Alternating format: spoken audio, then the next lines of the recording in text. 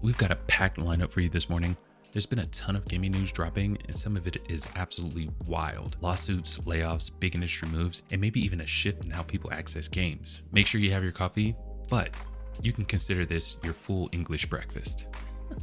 Ubisoft is making headlines, again, this time for what you actually own when you buy a game. A lawsuit is challenging the crew's shutdown, calling out the idea that players were never true owners. And then there's the privacy debate, accusations that Ubisoft has been tracking player data without consent, even in single player games. But here's the thing, this isn't just about Ubisoft, it's about where the industry is heading, the growing control publishers have over the games you pay for, and the silent data collection happening behind the scenes. And while the conversation around ownership and privacy is heating up, another big debate is unfolding, one that could change how games are priced moving forward. Former Sony exec Shawn Layden is back with another take, and this time it's about game prices, arguing that they should have steadily increased by $5 every generation, meaning we'd be paying $90 per game by now. Gaming is already an expensive hobby, and players are expected to cover rising costs while studios keep overspending. At what point do price hikes push people away instead of keeping them engaged? And this isn't just an abstract decision, because Xbox is already making moves that could hit players' wallets even harder. Xbox just announced major price hikes. Consoles, controllers, even first-party games are getting more expensive. And while we've seen PlayStation and Nintendo pull off price increases, Xbox is in a different position, making this a risky move.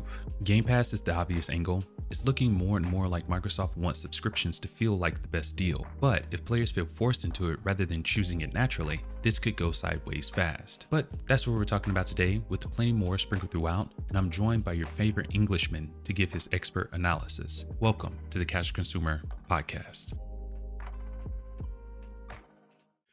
Right on. Man, Good what an stuff. intro. I like that. I like that a lot. I appreciate it. Really appreciate it. You know, I still didn't find any game trailers that I want to like feature on here, but say la vie, it is what it is.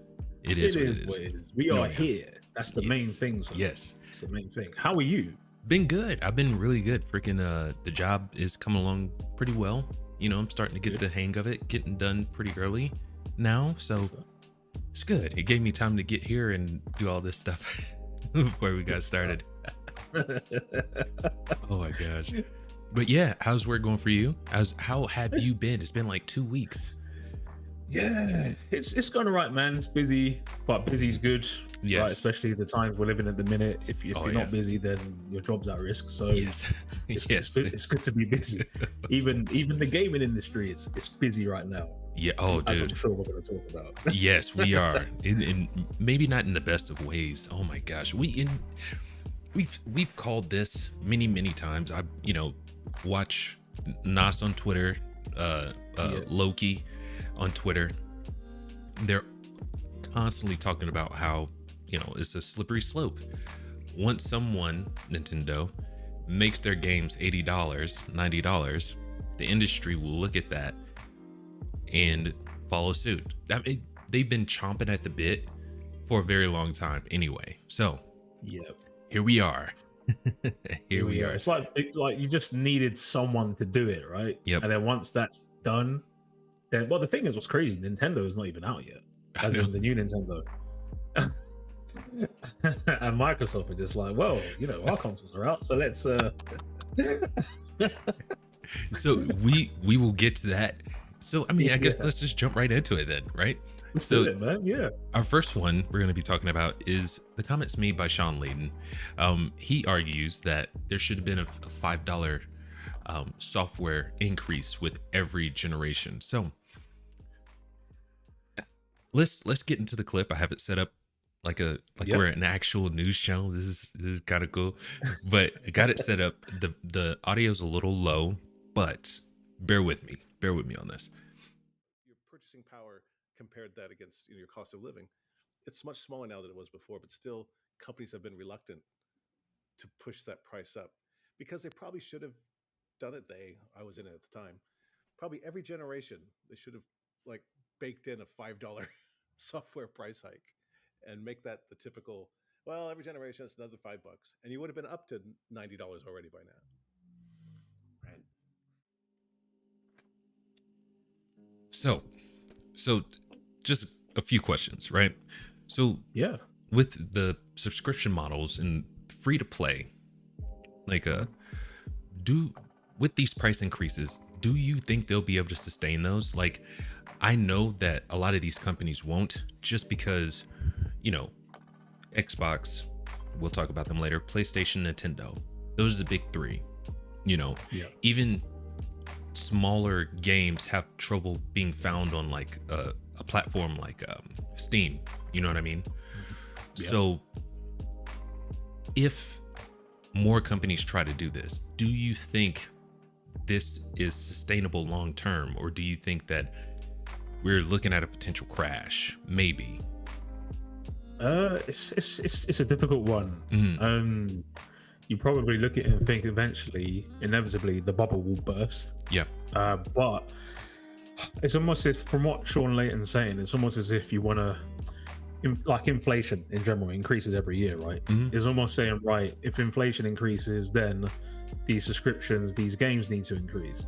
But the flip side to that is wages are not increasing, matching inflation. So something's got to give, because it doesn't really make sense. Whether it's sustainable, it's a difficult one, because Netflix, for example, have been increasing their subscription every year for a while. They're still going.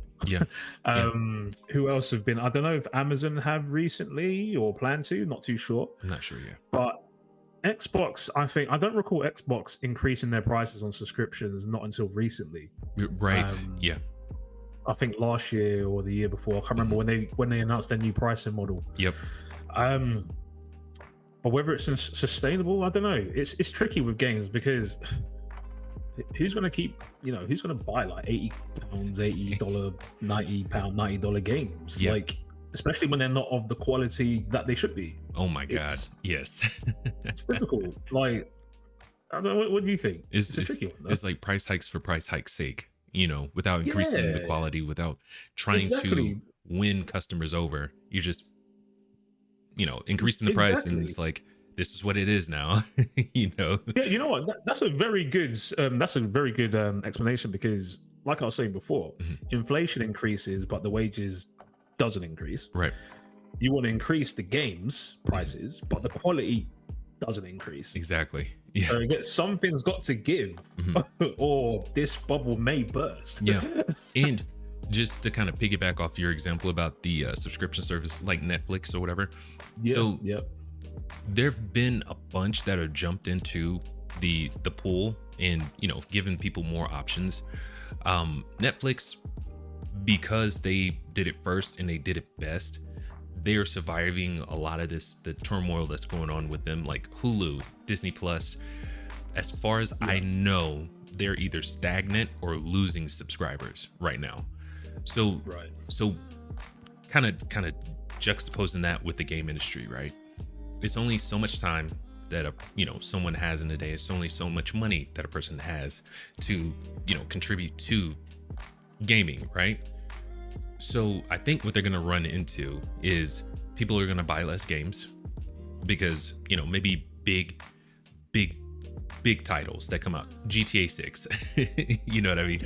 A GTA 6. If a Red Dead Redemption 3 comes out, I'm killing Rockstar right now, but they're going to spend money on those games to get an experience that they know is going to be good, and they're going to pass on an Astrobot 2 or a Days Gone 2. Maybe not Days Gone 2. People have really been itching to play that. I'm playing through the first one right now, and it's pretty good. It's pretty good. The tension's real high, dude. It's crazy. But people will buy less games, and then what would these big studios do? Is like, you don't have the revenue coming in because you can't sell these games for $80, and your production costs are still high. What are you gonna do? Let go more people, probably.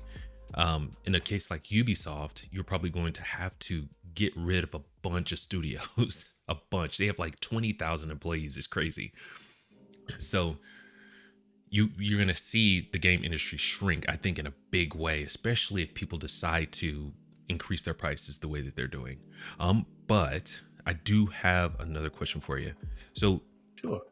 Why should players or gamers, why should gamers foot the bill for these big studios in their production budgets? And the excuse that inflation, games would be $90 already anyway. That to me is vapid. It's nothing. That means nothing. You know what I mean? Yeah. But the production costs for these companies are still going up. Why should players have to foot the bill for that? Especially if the quality is not good. It's like, yeah. One that comes to mind is Saber Interactive, Space Marine 40K. They built that game on like a quarter of the budget of, like, let's say a Spider-Man 2 from Insomniac. So why is it that the $350 million they spent on Spider-Man 2 and didn't sell as much as the first one, by the way? So why are we having to foot the bill for that?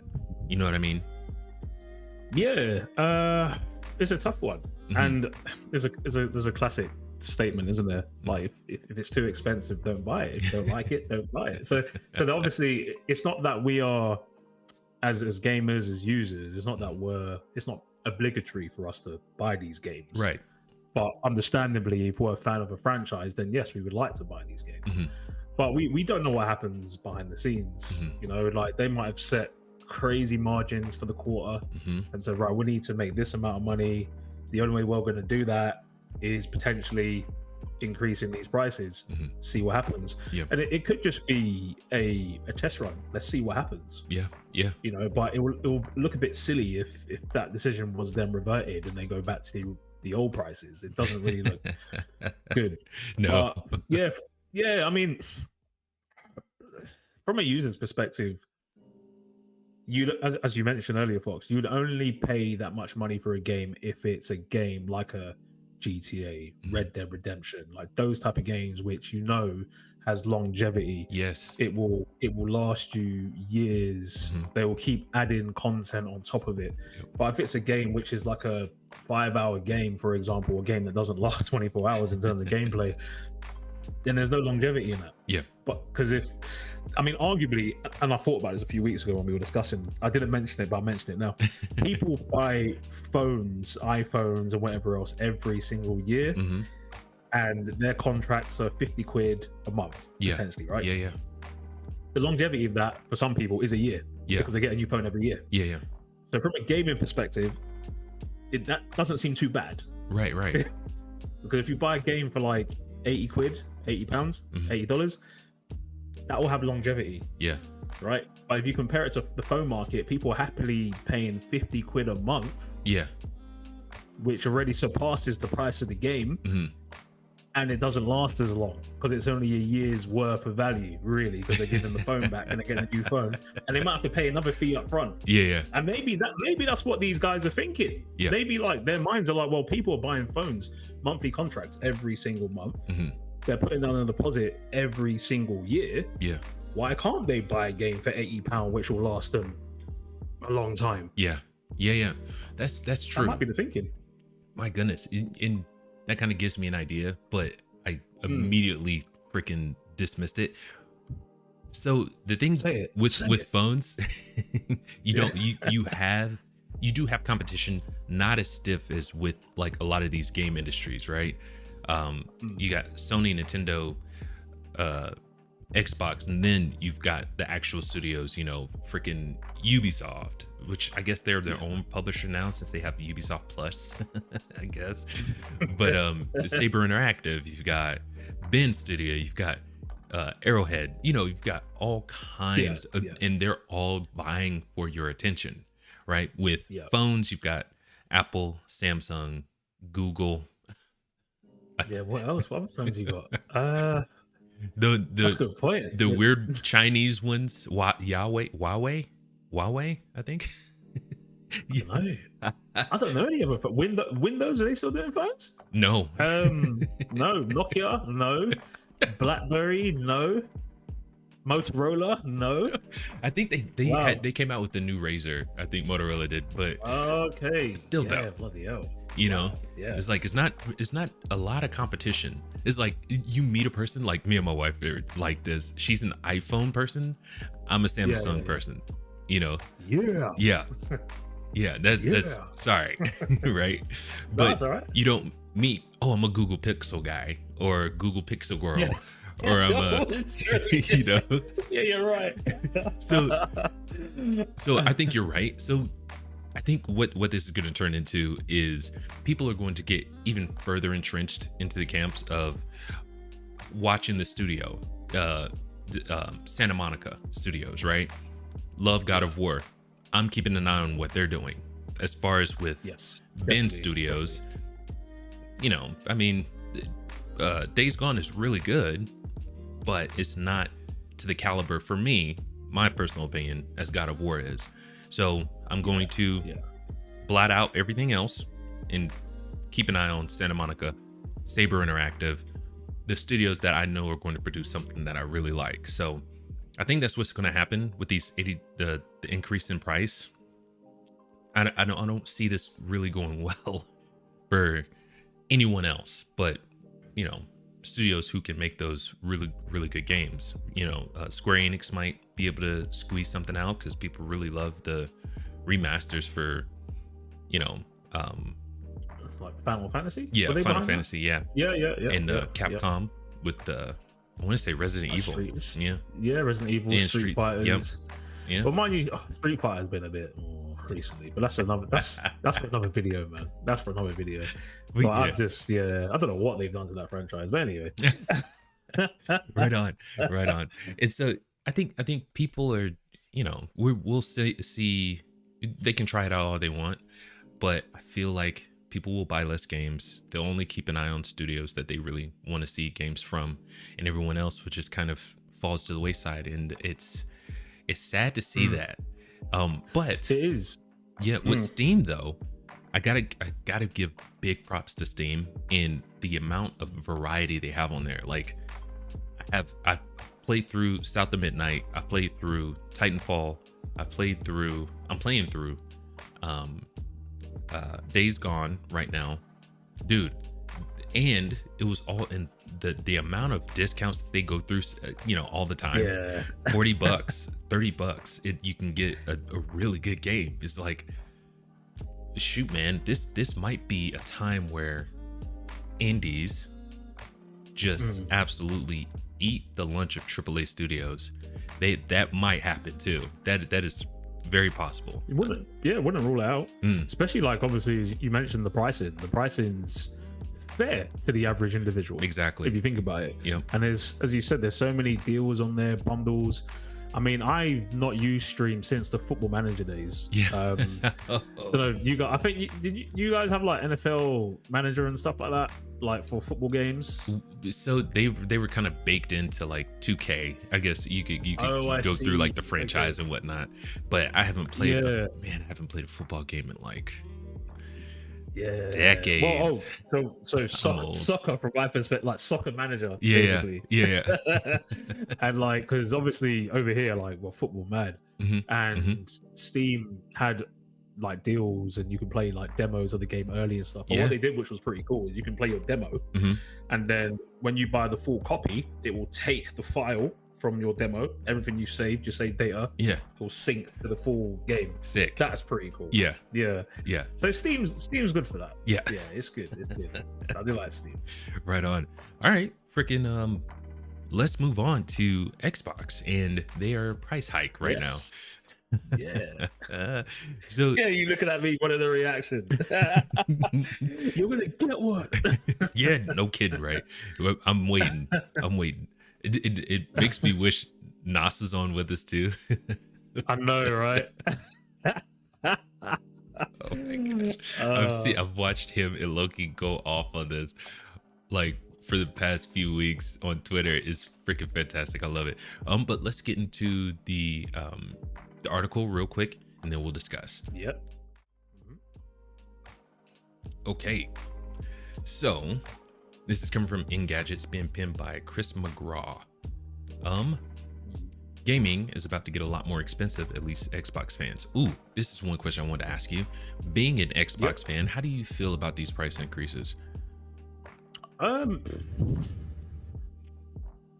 I don't know, like, because the thing is with me, obviously everyone's different. Yeah. Like it depends. Like if it's a game like Gears of War, which inevitably it's going to be now. Yes. It's one of those things where as a fanboy, I will buy it. Yeah. Most likely I will buy it. I mean, I don't know at the time how I'm going to feel, but right now, if it just appeared in the marketplace tomorrow, I will probably buy it. Yeah. But if it's I'm not going to put any studio on blast or anything, but if it's like a random game, which I'm not really into, not sure about, I'm not going to buy it. And that's regardless of a price hike or not. Like, so let's say Bethesda comes out with a new game. I guess they have Elder Scrolls in the chamber, like Dishonored or something like that. Right? Are you paying $80 for a game from? Well, that's Bethesda? The thing, and I think you hit the nail on the head earlier. Like, you're gonna follow a specific game now, aren't you? Yeah. Because Bethesda, I don't really follow them like that. Yeah. So, and that's nothing against them. It's just I just don't follow them like that. So it's a risk for me to pay $50 or whatever it is now, and then it's an even greater risk if I'm paying $80 for it now. You know, so I think feelings wise, it's probably the same. But again, it goes back to inflation. Like everything increases, but wages on average are not increasing. Right. So if wages increase, I don't know what it's like in the States, of course, but here, if the wages increases and these items increase, you probably get a more lenient, if that's the right term, reaction. As opposed to a aggressive reaction, because people are not seeing their wages increase. So it doesn't make sense. And you make an excellent point there too. If people were, because all this stuff it has to happen at the same time. You know what I mean? Yeah, it has to be in sync.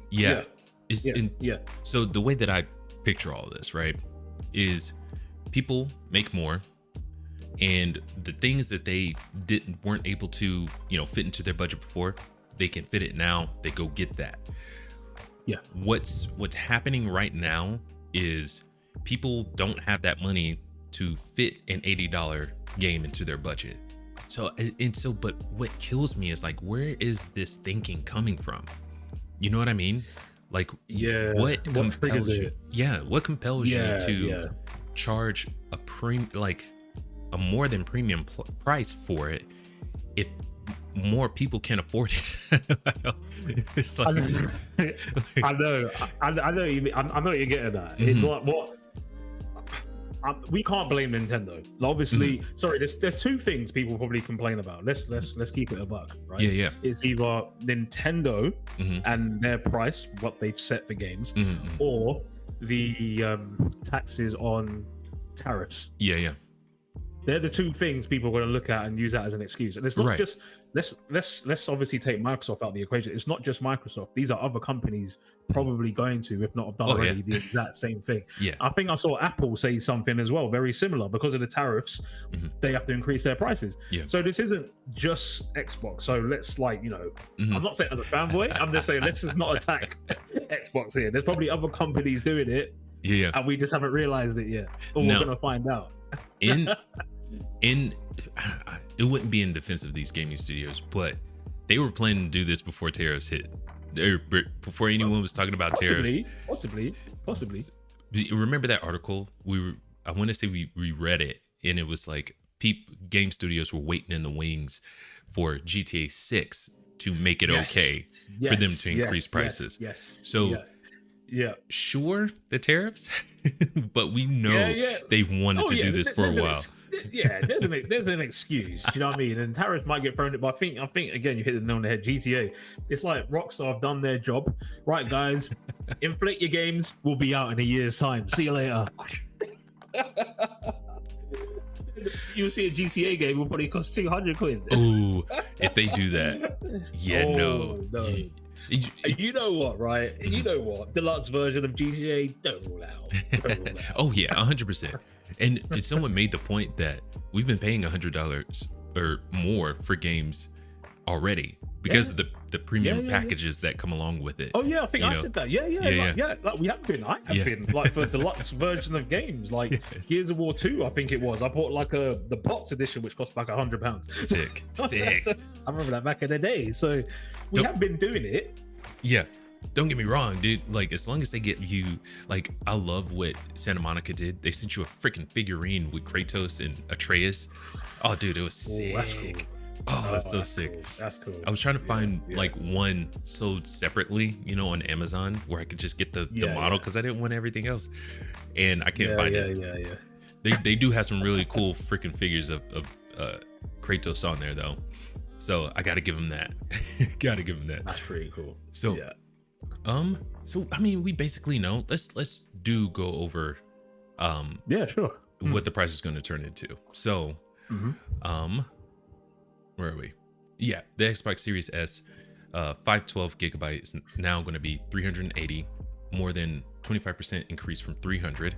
The Series S 1 terabyte is 430, coming from 350, and the Xbox the X 1 terabyte is going to be 550, coming up from 450. This one threw me for a loop, dude. The Xbox Series X 2 terabyte is going to be $730. That's a 120 increase. 130, sorry. I can't read. And so yeah. So say the controllers and headsets now start at 65, top out at 200 for the full Xbox Elite wireless controller Series 2. Games will also increase in price, though not right away. Some of our new first-party games will launch at $79.99 beginning this holiday season. So, you know, and so another question I have for you: Xbox has been firmly in third place, like their entire existence. I mean, I hate to say it, but like that.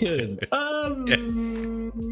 I think no. I'm gonna say I'm not just saying as a fanboy. Yeah. I think there was one period of time where I could say Xbox probably were on top, and that was 360.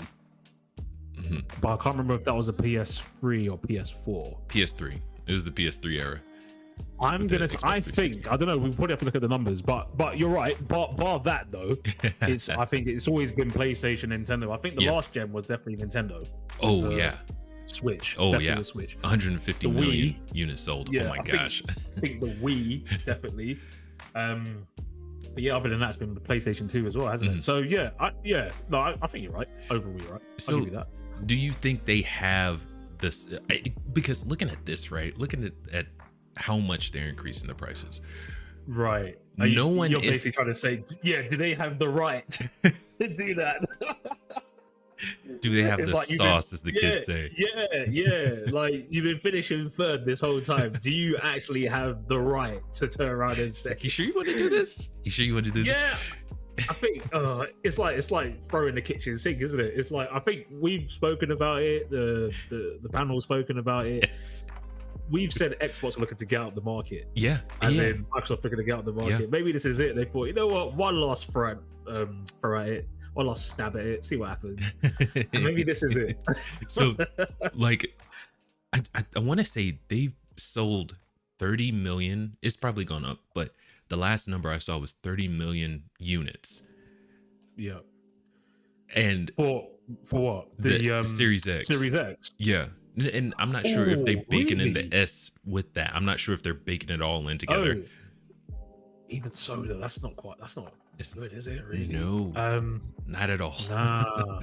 And I think that's probably why they're looking to go console-less. Yes. Console-less? Yes. And that was kind of, they sandwich those two things together, right? So this is kind of a win-win for them. Like, if they increase their prices and people are like, oh, well, I'll get one anyway. I've been wanting to get a Series X now.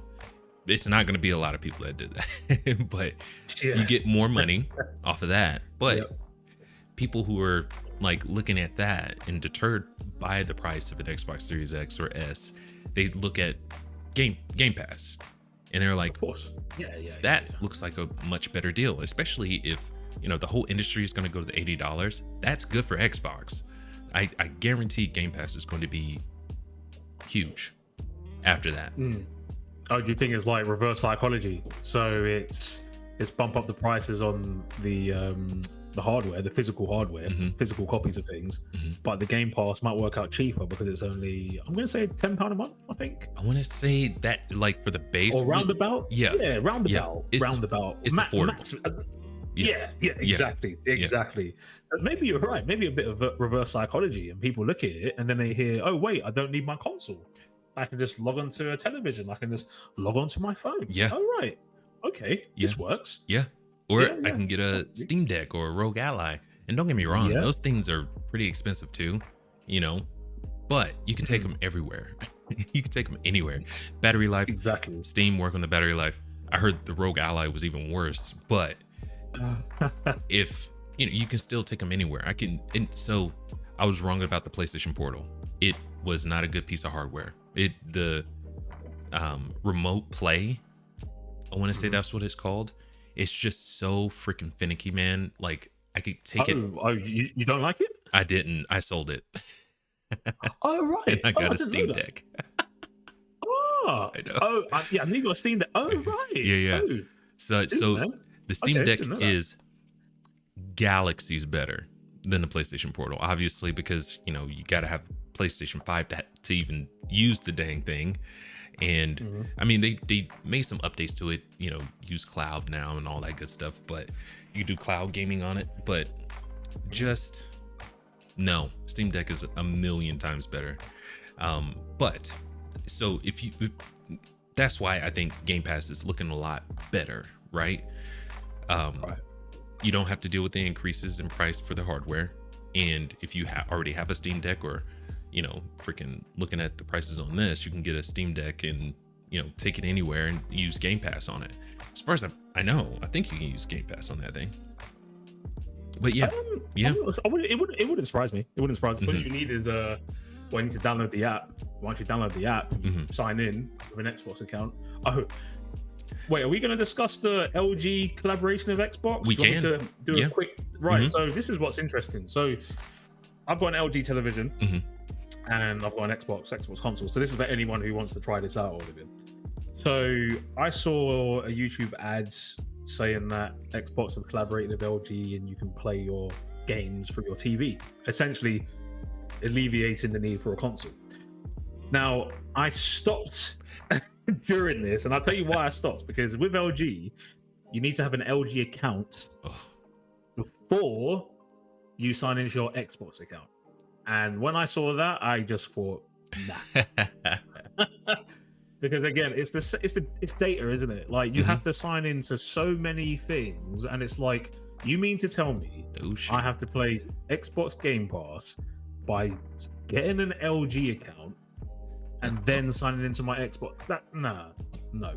Okay, you know what? That's a fantastic segue. Check this out. Okay, so Ubisoft, they're in hot water now because they decided, well, allegedly, they have been farming people's data without them knowing. Let's get into it real quick. This is not hilarious, you know, but so it says Ubisoft. I know you mean. This is from International Business Times. Ubisoft faces $79 million fine as privacy experts uncover hidden data harvesting. Ubisoft may be forced to overhaul its data practices and scrap mandatory online connections to single-player titles. And this always online, I've always had a problem with it. I freaking hate it. So Ubisoft, the gaming giant behind Assassin's Creed, is in hot water again. Just as fans were raving about Assassin's Creed Shadows and its stunning take on feudal Japan, a bombshell dropped. Privacy watchdog Nobi has accused Ubisoft of illegally harvesting player data without consent. The group is pushing for a £79 million. Is that what that is? Yes. Yeah. Okay. Yeah. Okay. $79 million pound, and that's $104 million. It would not to say freedom bucks or freedom stuff. But fine and deletion of unlawfully collected data filed with Austria's Data Protection Authority of April 24th, 2025. So, you know, big ups to Austria. Everyone should be doing this, obviously, protecting people's data. You know, they got a fine from Austria, whereas, you know, the United States, fine? Where's the UK's fine? What are we doing here? Yeah. But expose Ubisoft's data collection tactics. So the complaint centers on Ubisoft single-player games like Far Cry Primal and Assassin's Creed Shadows, which require an internet connection despite being offline experiences. Nobi alleges that Ubisoft uses this to siphon off players' gaming habits. Think every rooftop leap or sword swing without a clear permission. You just did not even have to add that. I don't like the fluff. One user, Far Cry Primal, noticed the game pinging external servers, including those of Amazon and Google, 150 times in just 10 minutes. Data protection expert Max Schrems likened it to the Monopoly man sitting at your table, taking notes on your every move. Now, I think what they're gonna, the way around this, they're gonna just, put a blip up and say, hey, do you consent to this, check mark or whatever, or you can't move on with this thing. I think what we're gonna have to do is get the always online off this crap. You should not need you should not need to be online for Assassin's Creed Shadows. For a single player experience. What is that? I don't get that. It just feels like you're just constantly being watched, doesn't it? Yeah. Like always online. You just want a bit of peace. And this is the only lawsuit or fine that they're facing. We're moving on to Ubisoft tells the crew players they never actually own the game. So they're currently going through. I don't know if they actually finished this. I looked it up. I couldn't see if they had resolved this or not. But as of now, they are currently being sued by players that play the crew, and Ubisoft, canked it. It went offline forever. So the people who play the crew, like the crew, sued them, and so. And what this has led to is the Crew 2 and the Crew Motorfest. They are creating offline modes for those now. So they kind of got the hint, I guess. But Ubisoft has issued quite the rebuttal to a pair of players who are attempting to sue the French publisher for shutting down multiplayer racer, The Crew. Last year, 2 players in California filed a lawsuit against the company for permanently shutting down the title, claiming they and thousands of others had been left with a skeleton of what you thought you paid for. Let's let's get into this. So is this coming from them? I'm gonna read it real quick. So imagine you buy a pinball machine and years later you enter your den to go play it, only to discover that the paddles, oh my gosh, are missing. The pinball and bumpers are gone, and the monitor that proudly displayed your unassailable high score is removed, reads the original lawsuit. Turns out the pinball machine manufacturer decided to come into your home, gut the insides of the pinball machine, and remove your ability to play the game that you bought and thought you owned. And see, and that's the crux of this. I know Gigi is like, this is her bread and butter right here. Yeah, this is a bit of Gigi and a bit of Nas, because she's very big on buying physical copies, isn't she? I know she's a massive advocate for that. And I know Nas, and I think he did a video on this, by the way, speaking about ownership of the crew, because I think they turned the servers off or something like that. Yes. And basically, this is the running joke we all have when we say we're really leaseholding these games. Yes. It was all on the back of this game, because if you buy a game, do you really own it? Exactly. Do you own it? And since when has that been the case? You know what I mean? It's like, when did they decide that you don't own these games when you buy them? Since when? You know what? I tell you what, Fox, right? I tell you what, like, you know what? Someone needs, I don't know if someone's done this already, but this is probably a challenge for anyone listening, right? You see a user agreement that in every single game. I don't know how many pages there are, but let's be honest, who's reading that? It's just skipped and you press the button and then you go and play the game. Yeah. I wonder if it says anything in there, and it has been for years, but we've just never seen it. Plot twist. Yeah. What would be funny is, so, jokes on them, you could probably run that thing through AI now and find if they say anything like that. Yeah. True. Oh my That goodness. is true. So let's see. I want to say this is where their rebuttal is. So, to the contrary, the packaging made clear that Ubisoft could limit access.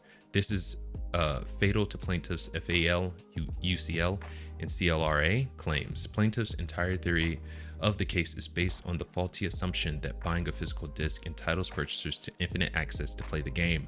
And so, Ubisoft, since when has that not been the case, right?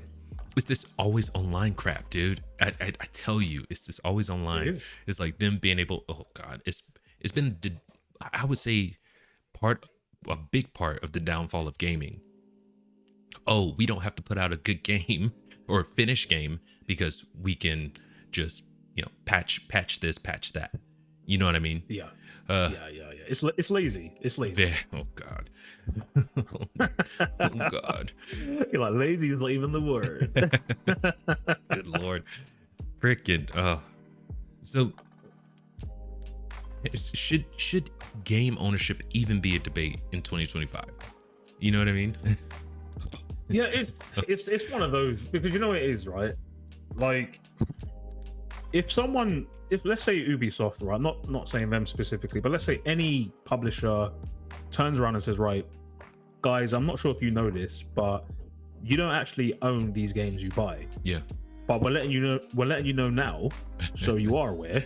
Games that you buy are not owned by you. That's going to cause a massive uproar. Yeah, 100%. If they did that. Yeah. But that, as you said, that might have always been the case. Any game, because obviously going back to the games we were playing growing up, the SNES, the NES, the Mega Drives, you can just turn that on. Yeah. You can just turn those games on and still play it. Like, you can probably turn around and say those are games that you definitely own. Yes. Right? Yeah. The Metal Gear Solids on PlayStation 1, the Tekken 3s, legendary games that you and I know, obviously. I'm sure the world knows. Yeah. Like, we can just turn those games on. But when it's these online only games, of course they can just switch it off. Yeah. Like, you don't own that. It's like you're leasing it. It's the same thing with Amazon Prime, I dare say. Any movie that you buy on Amazon Prime, it's in your, I think it's called My Stuff, but it's basically like in your area. You've bought it. What if the Amazon services turn off one day? Yeah. And you can't use it? It's gone, right? But you can't turn around and say you own it. Well, not really, because if you owned it, you could just watch it, right? Yeah. Yes. Yeah. So what is the recourse for, like, let's say they did come out and say, from this point on, we're letting you know you don't own these games. What's the recourse for gamers? It's not a good idea. I mean, especially the world we live in now, like everyone complains about everything. Like that will not fly. So my opinion, the recourse would be to turn away, go with a subscription service like Game Pass. You know what I mean? Because you don't own those games. An expectation. Right. Exactly. It's the same thing. It's like, I'm paying premium price for these games and you're telling me that I don't own them. I might as well go to Game Pass or a subscription service, because I know I don't own those games. I'm paying to rent those games, to play them and give them back at some point. You know what I mean? Yeah. Or, when Xbox decides to take them off, I know that, I didn't own it. They don't have to keep it up. They're making room for maybe a big budget game, Elder Scrolls 6 or whatever. Right? So they're telling you, don't buy games. Don't buy them anymore. Yeah. Subscribe. Is this known as... Sorry, folks. Go on. No, go for it. I was going to ask, this game, is it... what's it called again? The Crew. The Crew. Sorry, that was it. So is this specifically an online game? I want to say yes. Yeah. Right. Yeah. So as you said, so if Ubisoft set expectations and said, look, this is an online game, guys, and ladies, of course, if you buy this game, there's a chance we will turn the servers off, which means you will no longer be able to play the game. Because it's an online service. Now, if they have an offline mode, then users who bought the game should be able to play offline mode at the very least. Yeah. Obviously, if it's an online game and the servers are off, then you can't play online, can you? Like, we can't complain about that. But if there's an offline capability and they're saying you can't play offline either, then that's a problem. And it's like, why can't you play offline mode? And that's the thing too. Like, why is there like an? I guess we've kind of got there. Fortnite, you know, the Marvel Rivals and things like that.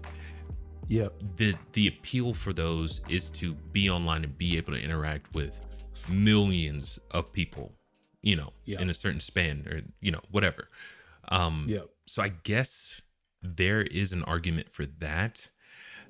But just like with a game like Redfall, you know what I mean? Yes. They created an game, offline. actually. Did you? Yeah, no, I've got it. I've only played it a few times, but I've got it on PlayStation. Mm-hmm. Yeah. So have you played it? I have not. No. Okay, I do like the idea of it though. Yeah. It sounds sick as heck.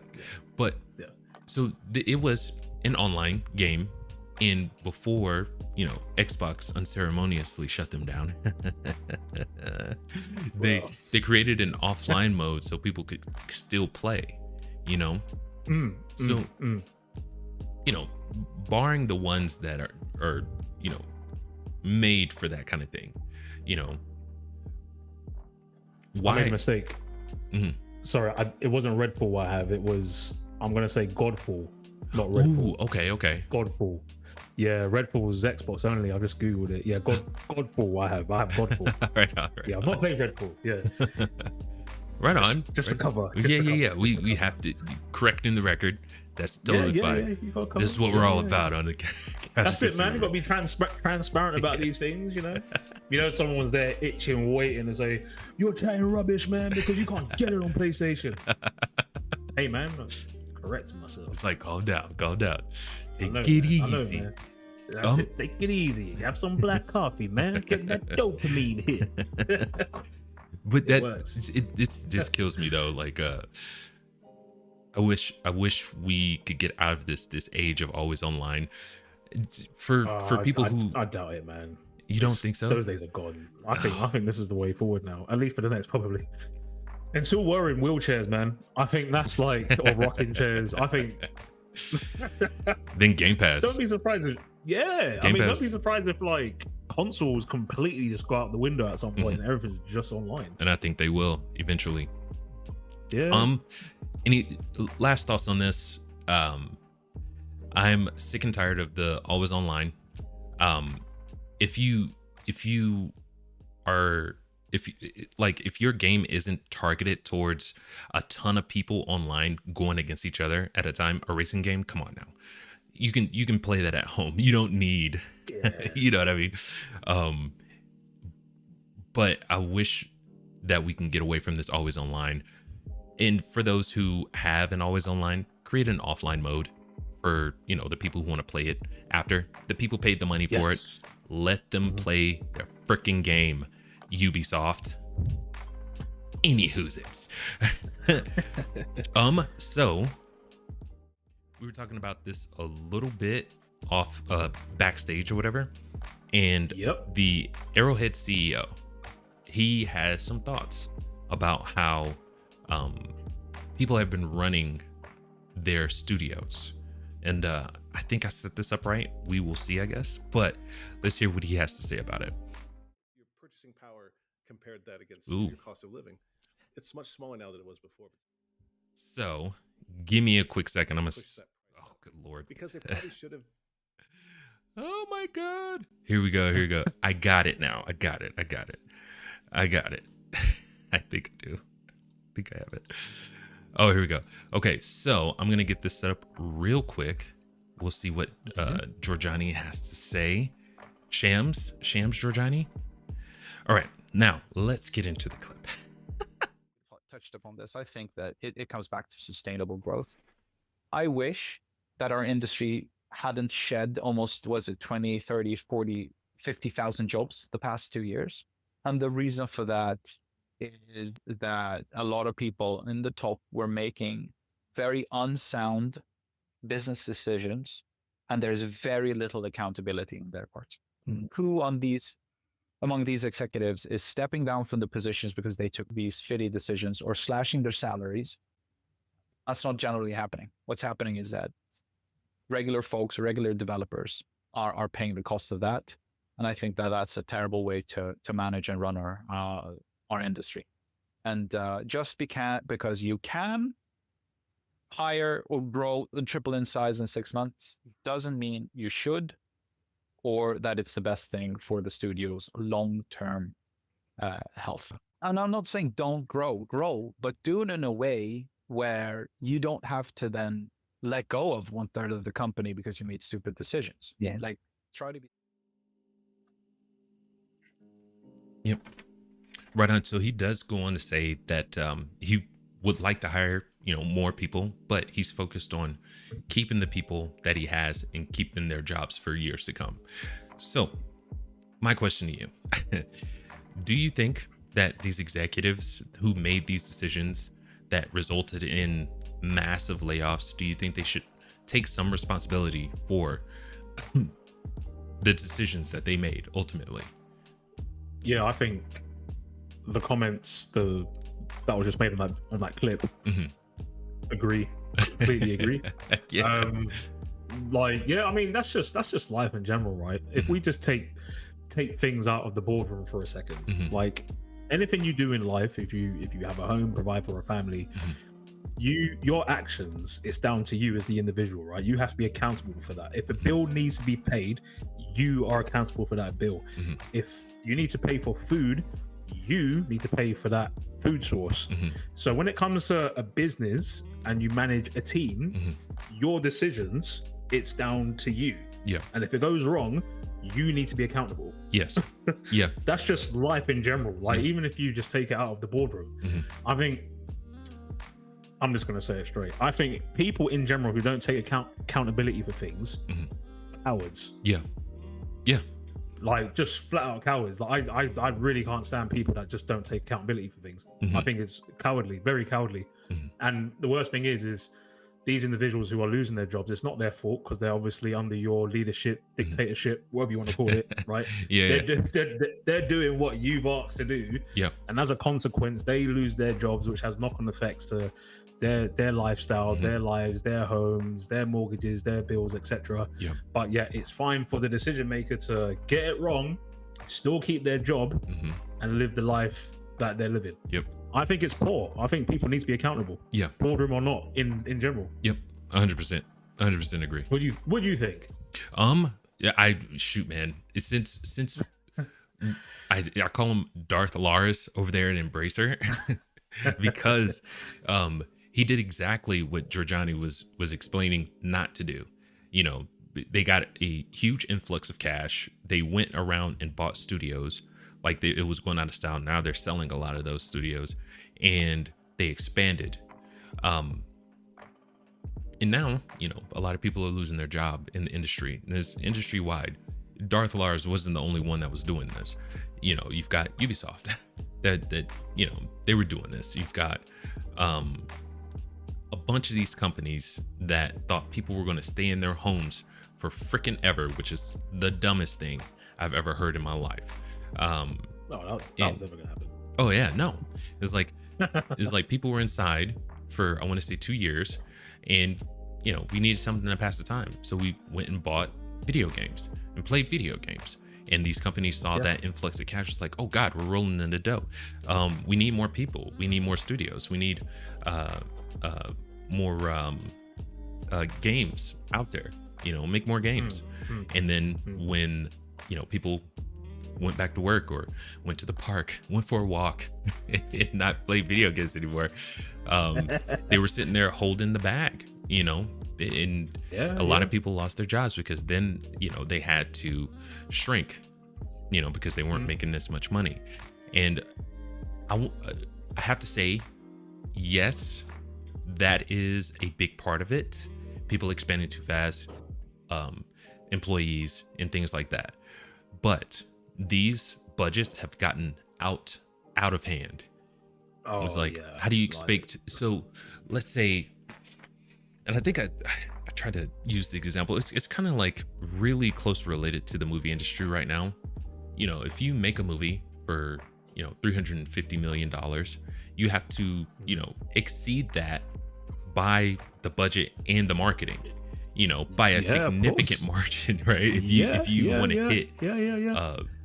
So You got to at least break even. You know what? Yeah, you're right. The thing is, I say break even. Like, yes, of course you need to break even, but as you said, it's and then some. Yeah. Like it has to be a hefty profit. Yeah. Otherwise, it's a commercial failure. Yes. It's like, because you still got to pay for, keeping the lights on. You got to pay your employees. You've got all this other stuff that you have to pay for. So if you make a game for $350 million and it makes, 355 million, you're screwed. But take somebody like not Embracer, good lord no, Saber Interactive, who can make a really good game for a quarter of that, and that goes on to make $350 million. Good God, man. They can go, they can keep the lights on, they can I wouldn't suggest they expand, but they can put however many more games in the chamber and then just keep going, keep tanking ahead. So with these budgets, they've got to make bigger and bigger profits, and I just don't see that happening. I don't see it happening for these companies. You know what I mean? So, and someone said, it was like, man, if your game sold 10 million copies and it was a commercial failure, something's wrong. Yeah, that's true. And the thing is, like, because I don't run obviously mega multiple businesses, but I run a few businesses, obviously, as you know.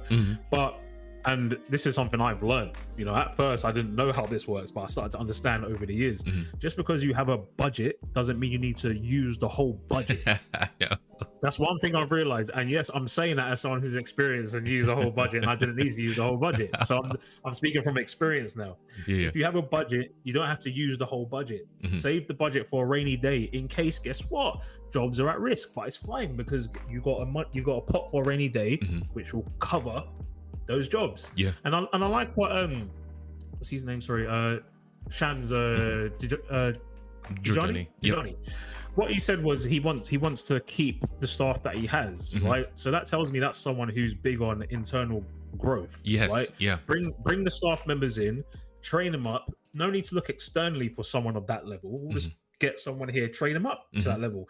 And the thing is as well, what you're doing is you're saving money, because you might be giving them like a 10-20 grand increase, right? Which is much better than bringing someone else in for about 80-90k flat out. Do you know what I mean? So he's obviously like, I don't know what his background is strategically, but he's obviously got a sensible mindset. Like, well, hold on, if you want to talk about saving money, let's bring people in, train them up, get them to that level. You're better off giving someone a 20k pay rise than bringing someone else in for about 50k. Because you're just wasting money. In fact, you're saving 30k because you've given someone 20k instead of bringing someone in for more money. 100%. So the budget needs to be, in general, like, again, like as you mentioned about budgets, just because the budget is there to be used, you don't have to use every single penny of it. And that's probably what goes wrong. This makes me think about the Wonder Woman game that WB was going to be putting out. I want to say it was not Mirage. Who are they? They did Shadows of Mordor in the sequel. I can't remember the name of the studio. Hold on. But anyway, so the I want to say it was the director over there. God.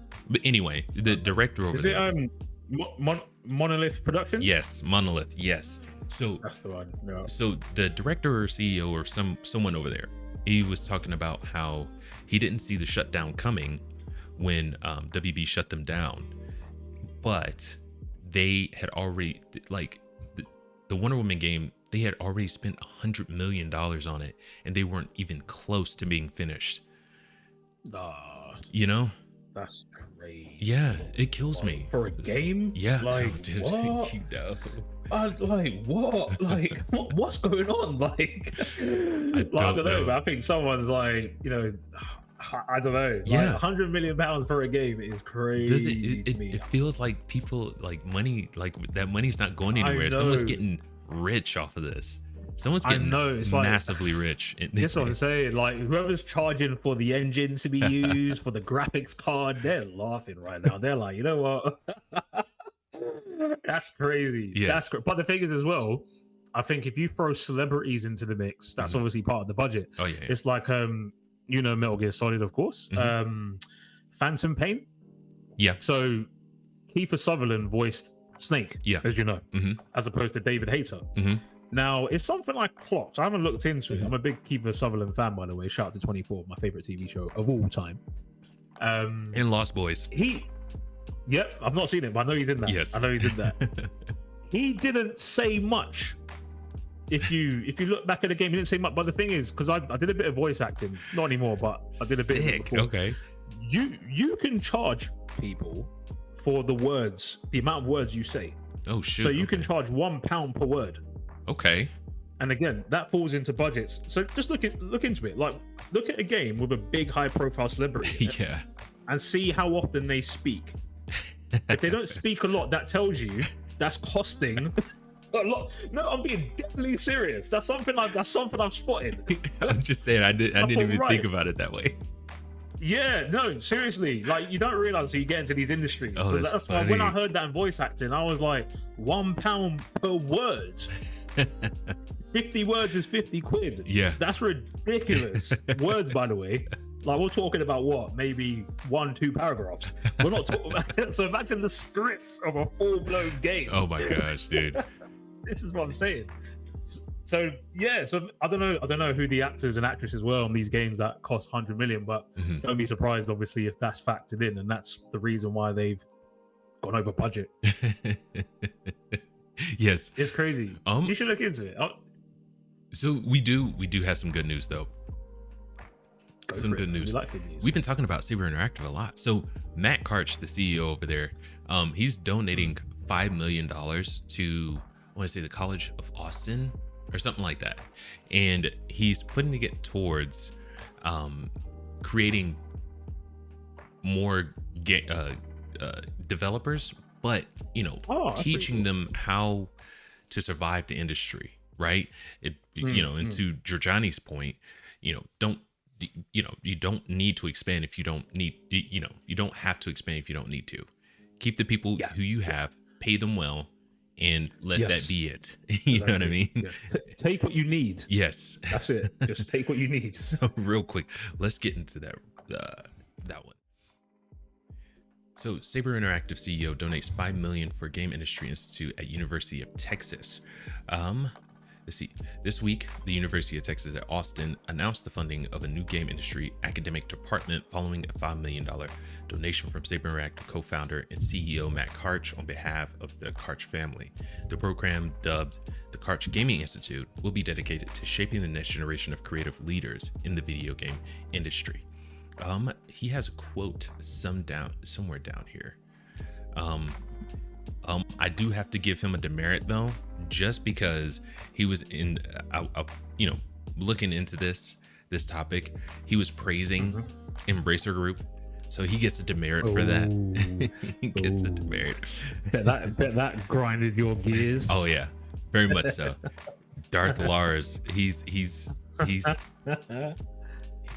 a. I'm not even gonna finish that. Anyway, so what changes do you think will come of, something like this? A CEO, he bought the rights to Saber Interactive, made a freaking amazing looking game, and I want to say it's the reviews on it are very, very positive on it.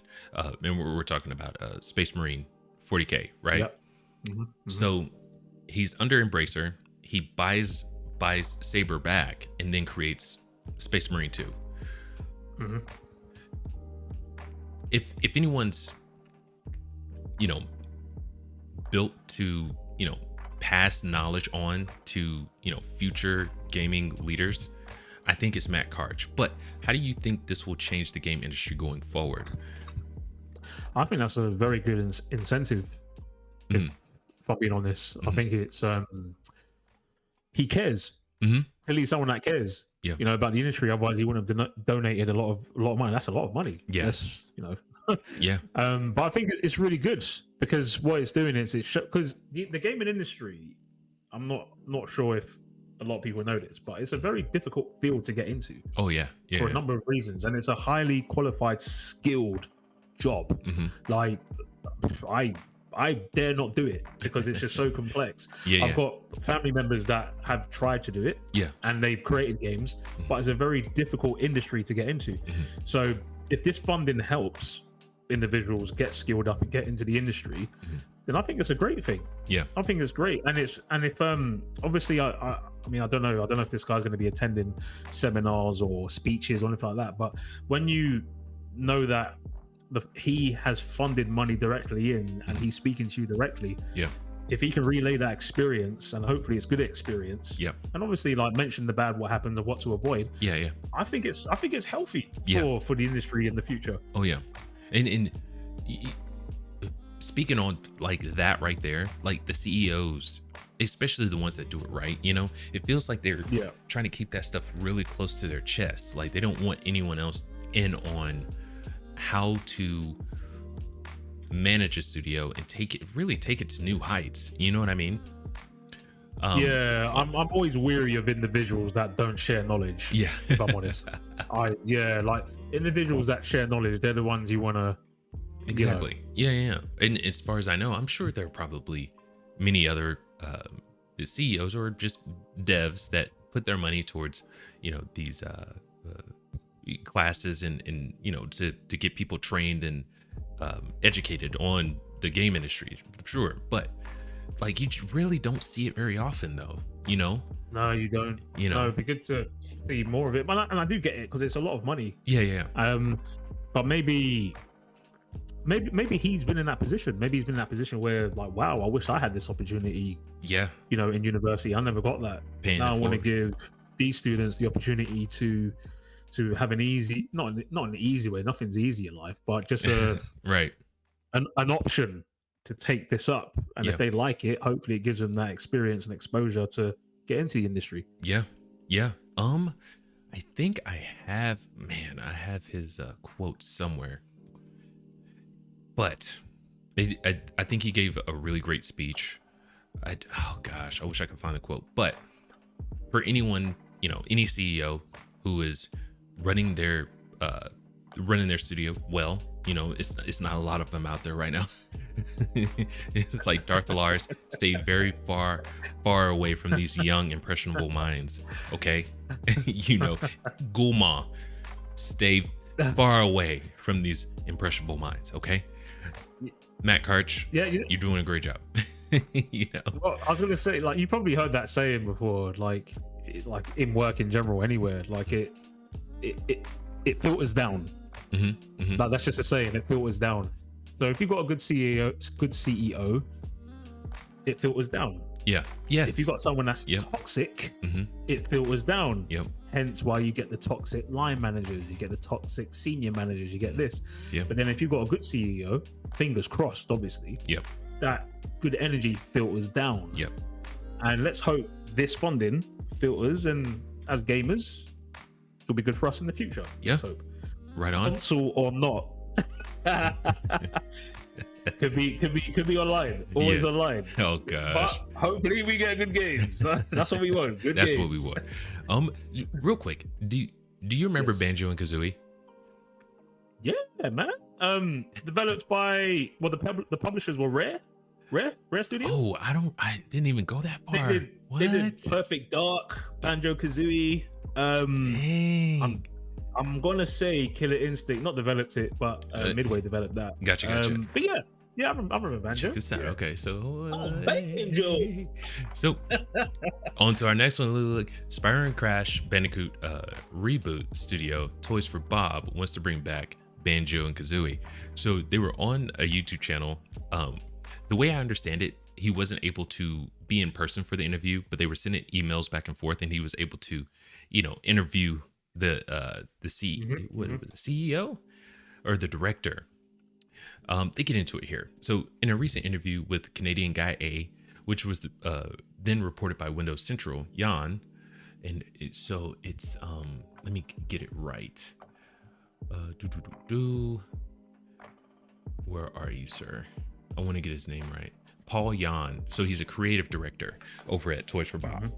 So, getting into his quote, he says, "One company we'd like to work with is one we're already working with, Team Xbox. They've been a great partner, and they also have a very interesting roster of characters that Toys for Bob could have a lot of fun with. The Honey Bear is the first one that comes to mind. I think we can all agree Banjo's been hibernating long enough." So, I wanted to know, is this a perfect time for Xbox to work with Toys for Bob to bring back Banjo and Kazooie? Because they Jack and Daxter, Naughty Dog, please. But you know, all these oh my gosh, what do they call the fresh, the evergreen? They don't really go out of style. You know what I mean? Banjo Kazooie, you know, Crash Bandicoot and Spyro they brought back, and they did well with it. So yeah. Anyway, I'm sorry. I keep interrupting you. No, not at all. I think that could work. But I know Xbox have a deal with I think it's Rare Studios, because they got like a lot of Banjo Kazooie games in the Xbox store. Obviously nostalgia from back in the day. But I think if there's a time to bring it back, it might be now, because we've seen the resurgence of Sonic. Yes, that's popular. Yep. Super Mario's, that's popular. Obviously Knuckles got in with the Sonic vibes. I think, what else? There's something else come back. Obviously, Astrobot's obviously new, but those type of like, even Crash come back recently, and Spyro. But like you were saying, Astrobot, it has the DNA of those classic platformers. You know what I mean? I think it'll be a good time to bring it back. 100%. Yeah, you're exactly right. I think obviously for like old timers like us, obviously we remember it. We get it for the nostalgia. You know. So why not? I mean, they'll probably might even attempt to make a movie out of it as well. You know, like that, I wouldn't be surprised at that. But I mean, they've got nothing to lose as well. You know what I mean? Yeah, it's a win-win. It's a win-win. Banjo and yeah. Kazooie, they do have a following, just like Spyro, Crash Bandicoot. You know, Donkey Kong as well. Let's not forget. That's what I'm saying. Like those type of games, like they have followings. They're evergreen, like IPs. You know, they don't really go out of style. And when Astrobot won Game of the Year, that should have been the green light to go ahead and start getting that nostalgia, those nostalgic titles up and going. Let's remaster. My gosh, dude. Like, I know remasters get like crapped on a lot. You know, they do. But I gotta say, dude, there's nothing like a good remaster. Ask Capcom how Resident Evil's going right now. You know what I mean? It's like, is it going well? It's going very well for them. Okay. Very well. Well, if it works, it works. I know I'm not really big on the whole remasters, because you know, I see it as lazy work.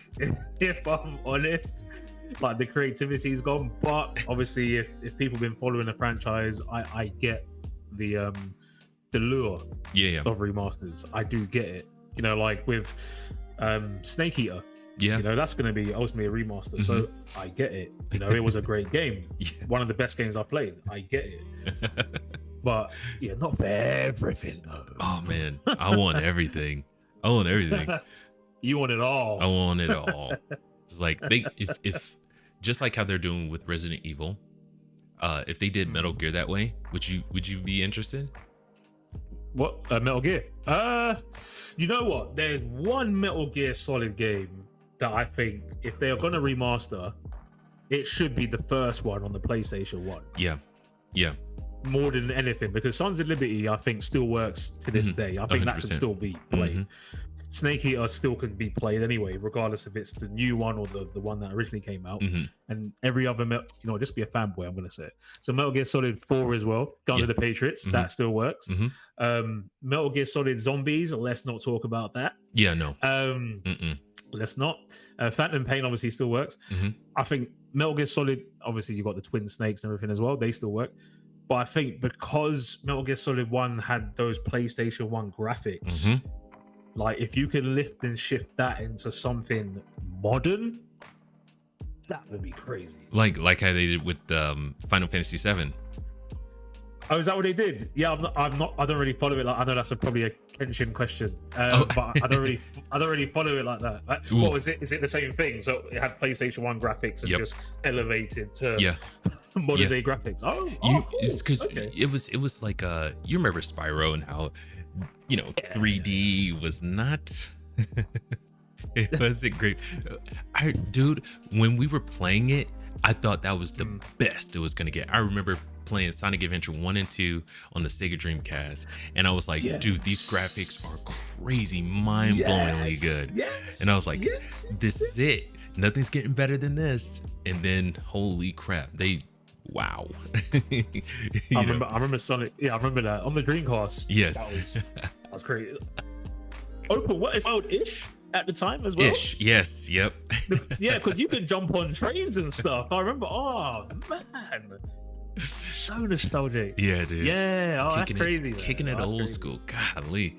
Oh, golly. Man. I'm getting goosebumps, man. That's crazy. Mm-hmm. I remember that. Oh shit. Yeah. Sorry. So almost did a whole episode about cursing. I'm sorry. It's all good, dude. Trust. It's okay. But yeah, no, I get 100% what you're saying. I want to say just like kind of what they did with Oblivion too.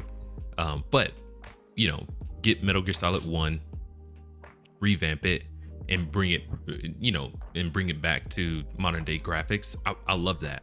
But I also do want to see what Metal Gear Solid 2 would look like in revamped. It would look good, dude. It would look good. Have you been following Delta Snake Eater 3 or Snake Eater 3 Metal Gear Solid 3? You've been following it? Yeah. Dude, it looks. I know the graphics look unreal. Unreal. It does look really good. Dude, it's crazy. Yeah, it looks really good. So, especially when they compared it to the original and you see the difference.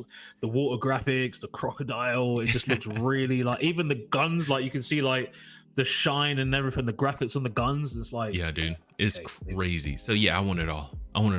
You want it all? Yes. But if they did Metal Gear Solid 1, yeah, I'm all for it. Like, I hope they do it one day. I hope it works. Like that would be crazy. Absolutely crazy work. Yeah. So, and we shoot, man. This would be the last one for this segment, but we have been seeing revivals of these evergreen IPs. Do you think though this will be kind of the direction that they go? Because I guarantee I can't guarantee anything, but I assume that Metal Gear Solid Delta is going to sell a lot of copies, and that's going to give goodness gracious, Konami a decent chunk to work with, right? So they can put that funding towards other games and things like that. So what if they redid like their whole like Metal Gear catalog, get that big sack of money, and then they could just go make another game or whatever, you know what I mean? So I do think this is an opportunity for companies who do have those really good old nostalgic IPs to kind of cash in on that. This is the time to kind of do that before we get old and die, because nobody's going to be as excited about Metal Gear than people our age. No one's going to be as excited about Banjo Kazooie except people our age, you know what I mean? This is it. So but what price are they going to set it at though? That's the question. Like, are they going to set it at the new price model? You know what I mean? Like, obviously Xbox just announced, the price increase, which we discussed earlier. Does that have a knock-on effect to Metal Gear Solid now? Like, are people going to be buying Metal Gear Solid at an inflated price? That's a good question. That is a really good question. Holy crap. This is what I'm saying. So I don't know if pre-orders were available, but if they were available at a certain price, is that locked in? Or does that now increase? Okay. Just sitting here thinking about it, my knee-jerk reaction is I would certainly buy a Metal Gear Solid remake for $80. I think I would certainly do that. Yeah? I think I would, dude. I think I would. Okay. It's just sitting here thinking about it. Knee-jerk reaction. Yeah. They're some of my favorite games of all time. Yeah. Would you buy the physical copy or an online copy? Oh, sheesh. Oh, and just a comment on that. Digital copies should be cheaper. Period. Point blank.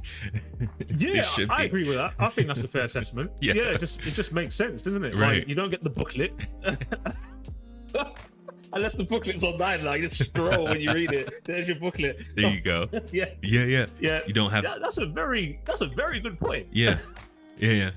Goodness gracious. You haven't got don't have the disc. Nope. So effectively, you're saving money on resources. Yes. But it's the same price. What? This is it, but you know what it is? It's because it's easy to access. Yes. It's on demand. It's you just click. That's it. So they're like, because it's convenient, this price is convenient for us to sell to you. And you want to know what's so funny? With all that money that they're making from digital, because people are buying more digitally now than ever. And they're saving money on manufacturing the disc and the case and things like that. Dude, like, so man, when a studio's like, oh, we gotta lay people off, and oh, this game that we had didn't meet our expectations, I'm like, bro, I don't know about all that. And the transparency thing too kills me. You know what I mean? I really would love to know, like, you know, does it cost them more to put a game out digitally? I'm only assuming that it doesn't because the overhead's not there. You know what I mean? Exactly. You know, that's a very good question. Because if you think about it, right? Like, if you're, let's say, like, you've built, no matter what program it is, if it's a game, if it's a music software, if it's a song you've done, or a document you've written, right? You save it and you store it somewhere. So I imagine, and again, I could be wrong, not developed games, but you know, when you save a game, you upload it, that's the game uploaded. Done. Yeah. When you're doing physical copies, you are printing this, you are printing that, you are putting it on each CD, by the way. Yeah. That's a lot of units. Yeah. Right? Yeah. You got to put the booklets in, you got to do the cover work. Yep. So that sounds more expensive, and that goes back to your point when you said digital copies should be cheaper. Yeah. Those are the reasons why. Yeah. Arguably, they should be cheaper. Yeah. But it's costing you less. But that's the thing. As in the company, it's costing the company less to do it in the store than it is to do the physical copy. But yet they charge us more for the digital copy. So if we had like a transparent thing, right? If they were, and you know what was so funny? Maybe that's the reason why they would never be transparent with us, is because they know that the digital copies are cheaper and they're making money hand over fist with that. I think you're right, and this is why I've not been doing it, but I'm probably going to start doing it. You know, like you got some developers who also do what we do, like, you know, chat online and everything. It'll be good to get their insights, even join us on here. It'll be good to get the insights of what actually happens in the background. What don't we see? And I bet we will be mind blown with what happens. And I bet, as you said, scenarios like online stores. Is it, well, not online stores, but in the PlayStation store, Xbox stores, etc. Right. Like, what's the effort that goes into it? And overall, is it cheaper to do it this way as opposed to physical copies? And if that's the case, then why are they charging us more to buy digital price games than physical games? That's ultimately what happens, right? I would love to know that. I would absolutely love to know that, dude. Let's move on real quick. This one is pretty dope. So renting video game consoles is so back. So I remember I never rented a console, but you know, you go to the Blockbuster, you rent. Could you do that? Yeah, back in the day. Yeah. Whoa, no, we never had that here. You can rent games, but not a console. I know, right? Yes. Oh shit. So check this out. So you can pay to borrow a PS5 in Japan, and it's surprisingly popular. So, and the reasons they give are right on the money. I could totally get with them on this. So Japanese rental chain Geo recently told IT Media that about 80% of its PS5s are currently loaned out. The program started just a few months ago and has apparently paid off. People normally rent CDs, DVDs, and Blu-rays from Geo's 1,000 stores across the country, but the company decided to add PS5s to the menu as the price of the console jumped from 66,000 yen to 79,000 yen due to inflation and weak exchange rates. Quote, rentals are originally meant to allow people to enjoy expensive items at a low price at home. Geo product manager Yasuke Sakai. And I was thinking about that name too. He's got Jin Sakai and Yasuke freaking shadows. He's got both of them. So PS5 rentals are an extension of that philosophy. The service sounds cheap indeed. Geo is charging 980 yen to rent a PS5, and I think the exchange is like $6 US, or about $1 a day. Plenty of time to beat Astrobot or even Elden Ring if you're off from work or school. Some companies in the US still provide console rentals as well, though it's less clear how popular those are. Rent-A-Center will loan out a PS5 for $26 a week, much more than the Geo deal, but still not terrible. But other recent trends in gaming have definitely made the proposition less attractive. Party games like Guitar Hero that might get you to rent a console for a weekend get-together or vacation are now non-existent, and many of the most popular releases can be played on a smartphone or older hardware. So I don't think people are playing AAA or even AA games on smartphones. They're playing, freaking Candy Crush. You know what I mean, on the smartphone. I must say Temple Run and everything else. Yeah, do you remember that Temple Run? Yes, yeah. Yeah. That was a cool game. It was good, dude. It was like the first of its kind. It was like, dude, you got on it. It was addicting. Yeah, that's it. Yes. That's it. So this is the perfect question for this. Like, especially since, Xbox doing what they're doing, renting a console. Dude. Okay. So, maybe not Xbox, because, it's not like they have Xbox stores where they have the Xbox and can rent them out to you. And I think it is way too iffy to have a renting section on the Xbox store. You know what I mean?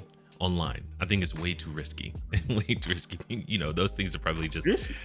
In what sense? Like fraudulent? Or... Yeah, like people won't give them back. You know what I mean? Especially if there's no physical store to give them back to. You know what I mean? I don't. Yeah, that's true. You got. There's a trust element to this. Yes. See, and I think Redbox. I mean, the innovation thing that killed them too. But Redbox, people would take those DVDs all the time. Oh. Yeah. I guess too, though. They did have like a fee that they sent to you when you didn't return it, so that rental was attached to your name in your card. So maybe there is a way to do it.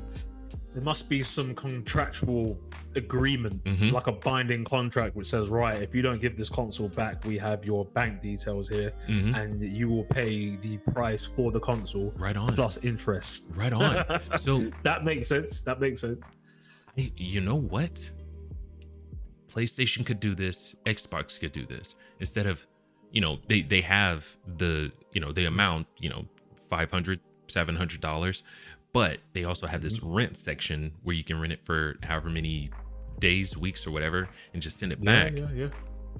I mean, I kind of don't see a downside to that, honestly. And the thing is, it sounds cruel, but they probably make money as well off the interest. So if people didn't return it at a certain date, and people charge interest on it, they can make money off the interest. Right on. Yeah, because like if that's something that they do. But I didn't even know you could rent consoles. You know? And it's very popular. That's crazy. So my question to you, with the prices doing what they're doing right now, do you think that this is a viable alternative to having to pay extra for the games? That's a very good question. It is. It's a good option. But then if you have things like Game Pass, obviously you probably wouldn't need to rent the console because you might have a device which does that. Yeah. But if we're talking PlayStation and Nintendo, could be a thing. Like, try it out. Let's borrow the console, see what it's like. This is your trial. All right, it's going to cost whatever it's going to cost, but you're seeing what it's like. You're seeing what the specs are like on your TV. Do you have the right TV for this? Yeah. Are these the type of games you want now? Do you want to wait a little bit till this game comes out? Do you want to get the sense of what the control pad's like? Yeah. Do you want to know what the settings are like? So this could work. Yeah. I think definitely for a number of reasons as well. Right on. Do you think? What do you think? Do you think this could work? Yeah. Oh, heck yeah. Do you think this will gain popularity in like the Western market, you think? I think so, because like it's a bit like cars, right? Like some people can't afford to buy a car outright, so they'll lease it for a period of time. It's like Ferraris. People. Let's be honest. The average person cannot afford a Ferrari, but what they might do is loan a Ferrari for a day just to flex. Yeah. Or to see what it's like. This is it. See what it's like, bit of flexing. But some people might just get a console. Now, this sounds silly, but people might do it. Say, oh, I've got the new Nintendo. They've borrowed it. They take a picture, upload it online, flex. We know you don't own that shit, but it's cool. You can flex. But what's happened is the person that's lent them the console wins because they've got money out of it. And the person who borrowed the console wins because they've put a post on social media and they're getting engagements. So I think this is a great idea. Yeah, right on. I'm honest. I think it'll catch. Hopefully it will, because I think it's a good thing. It's a good thing. Yeah, I wonder who will will it be gaming stores that will loan these consoles out, or will it be like an official Microsoft store or an official PlayStation store? I think, or a bit of both, maybe. Yeah, so the scenario that we talked about with them having like a digital rent front, I guess, yeah, that could work. I don't know if they would put that much effort into something like that. These big companies, I don't think they would. But the rent centers, the GameStops, the wherever you. Oh, we got Game here. I think Game. I don't know if they've gone under, but yeah, we had Game and GameStop. You mentioned. I know that's in the States, isn't it? GameStop. CEX. Do you guys have CEX? Not that I know of. Exchange. Yeah. So stores like that. Yeah. I think they could totally capitalize on something like this. I think. Yeah.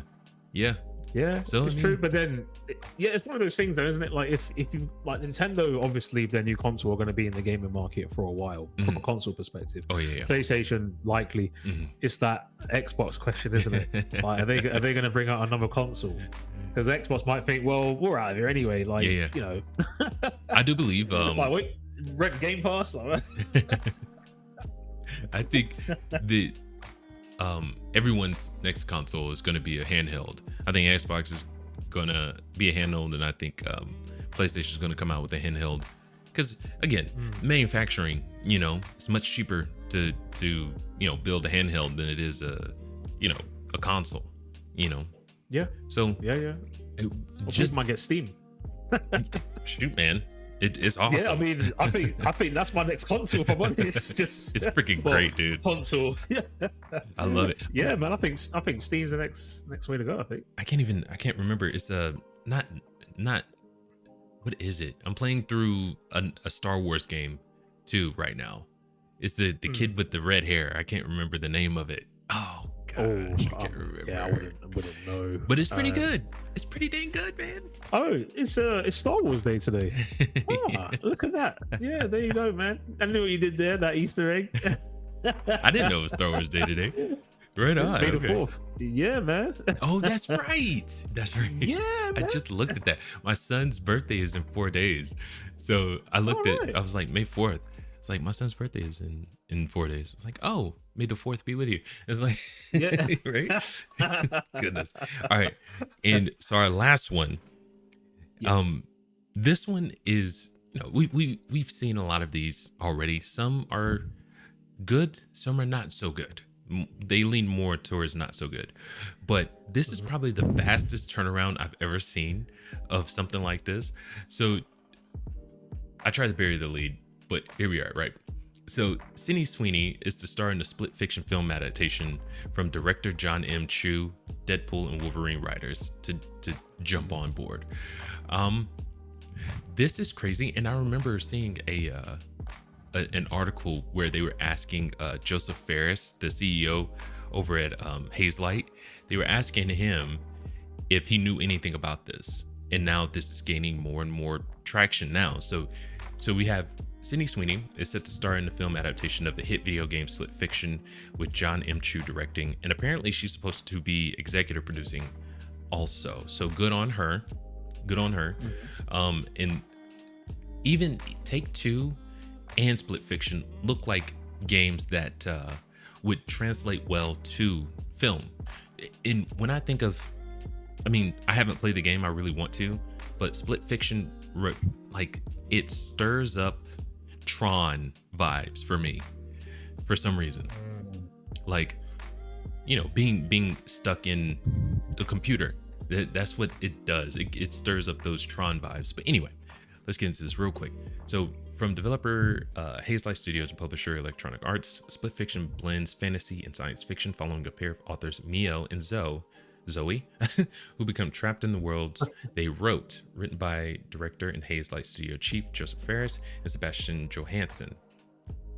Yes, Split Fiction is a co-op adventure game that features gameplay mechanics involving split-screen combat, platforming challenges, and differing abilities for each character. In case you didn't know, sources tell Variety it is yet to be decided which lead role Sweeney will be playing, Zoe or Mio.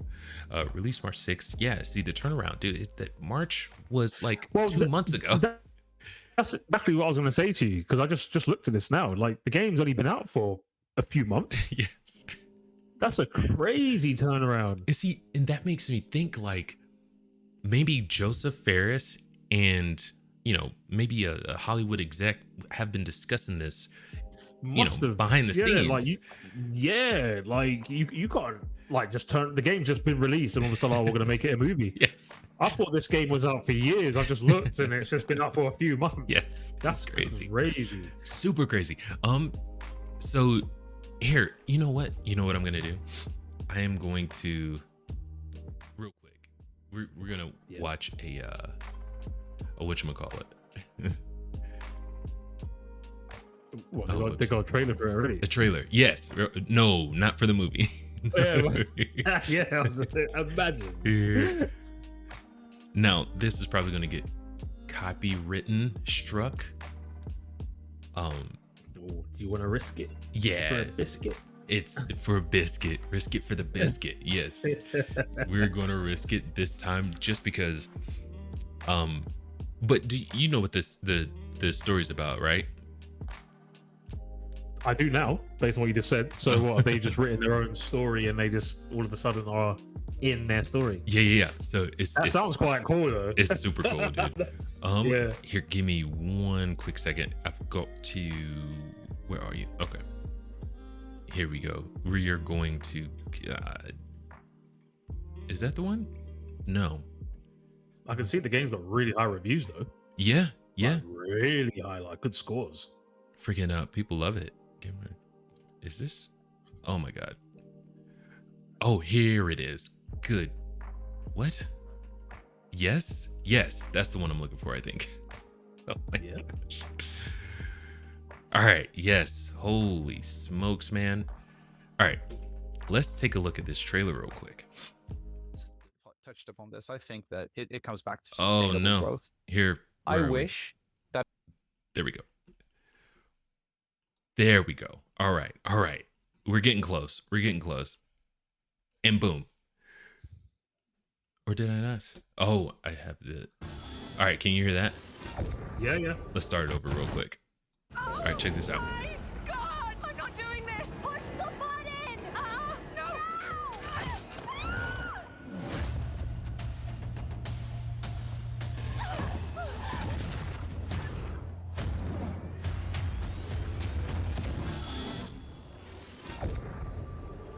Absolutely sick. Hey guys, this is Hazelight's next co-op adventure. I'm so excited about our new game that I want to give you one more sneak peek. Have a look at this. In this level, Mio and Zoe are stuck in one of Zoe Mio's is her name sci-fi then. stories. Oh, that's This one sick. is all about gravity and how to defy it using the tools this looks provided good. by Mio's story. Hop on. Wait. But there's also a crazy bike chase. And of course, Ooh, this looks wild. badass boss.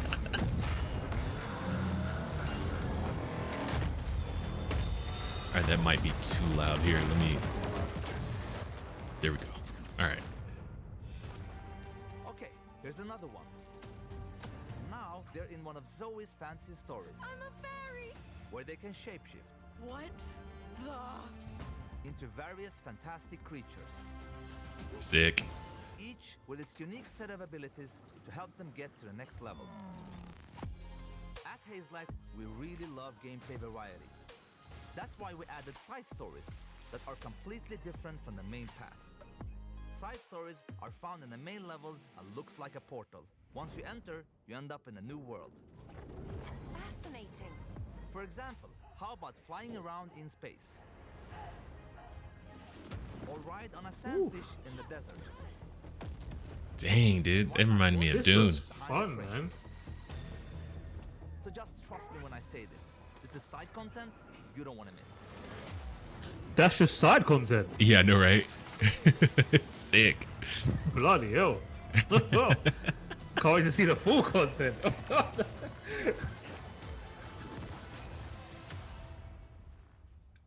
Really? What? What? But yes, dude. So do you think that translates well to a movie? You think? And obviously she's gonna play the blonde. The blonde, I think that is Zoe. From a visual perspective, I think it works. Like if you're going through like space and then you're in the desert and doing everything, and you know you're going through this portal and that portal visually, I think it works. Yeah, I think it could. Like I'm getting like Hunger Game vibes. Yeah, like, you know, like just different games you do and there's all the sorts of madness. Yeah. And I've not seen Player One, but I'm getting Player One vibes as well from the trailer. I've seen the Player One trailer. Yeah. But I think it could work. Yeah. Like, right on. From a graphical perspective, I think it works. Story wise, if every story is different, but yeah, it could probably work. I think. Right on. What do you think? Do you think it could work? Yeah, 100%. I think the story is really compelling. You know, it's freaking. They developed some kind of technology where they could bring your stories to life. You know, and one thing they didn't show in this actual trailer, but they have like pods where you're suspended, like in the pod, like so gravity doesn't seem to affect it, so you're just floating in there, and you're experiencing your stories in real life. You know what I mean? I think that is very slick, very interesting. You know what I mean? I think it works pretty well. I think so. And you know what it is as well? Like it could work to the average viewer. Who hasn't played any of these games. Like me, I haven't played it. First time I'm seeing it, and I'm interested. You know, like you don't have to know the full story to understand what's going on. It's a bit like I compare it to Mortal Kombat, like the movies.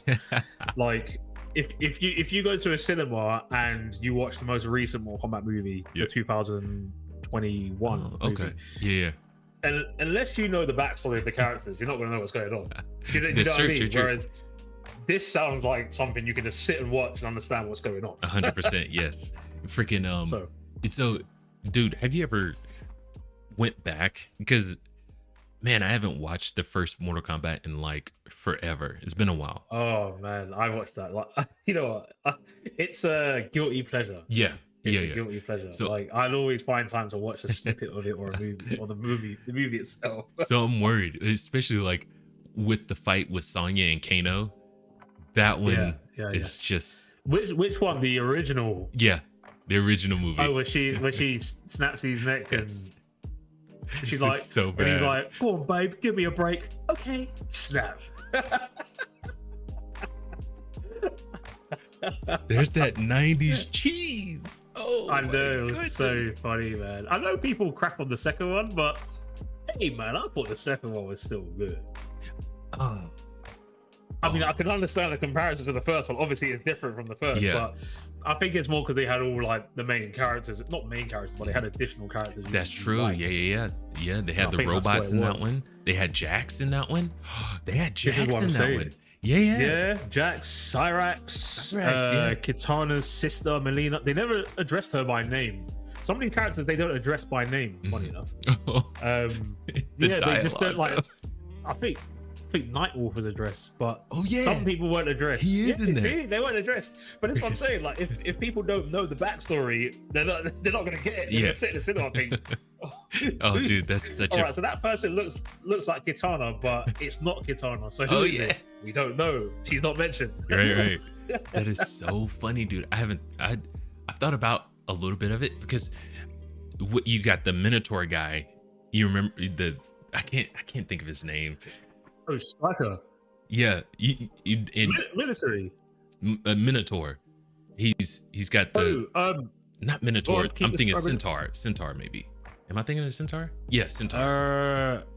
where he's like half man and half like horse. Oh, I can't think. Montaro, and the fight between him and Jax, dude. Yeah, sick. That was sick. That was sick. Dang. They were both from I think Gladiators. I'm gonna say. What? Yeah, they're both from Gladiators. That's pretty sick. Okay. But no, crazy, dude, man. it's crazy. Talk about good. You know what we should do? I'm just gonna throw it out there. This is a massive reach, and you can clip it if you want. We need Ed Boon as a guest, man. That would be crazy. I'm not gonna lie. Dude, like, I'll be so gassed.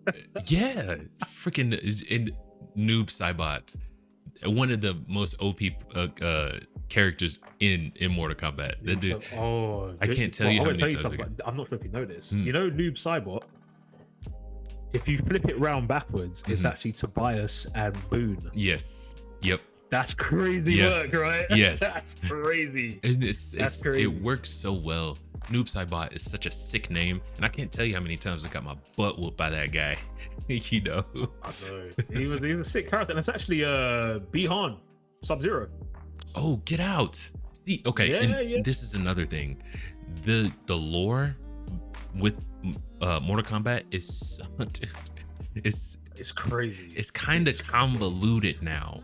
You know, it's now just it is. So... I don't like it now. Like it's I mean, and Ed Boon, John Tobias, you guys are my guy, but I know I don't think it's you. I think it's like, do you know what I mean? I do not think it's you. I know it's not you guys because you created the originals, and that will never die. Yeah.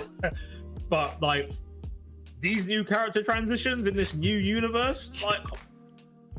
Yeah. Like I think when they said Sub-Zero and Scorpion are brothers. Oh yeah. I'm like, because they were from rival.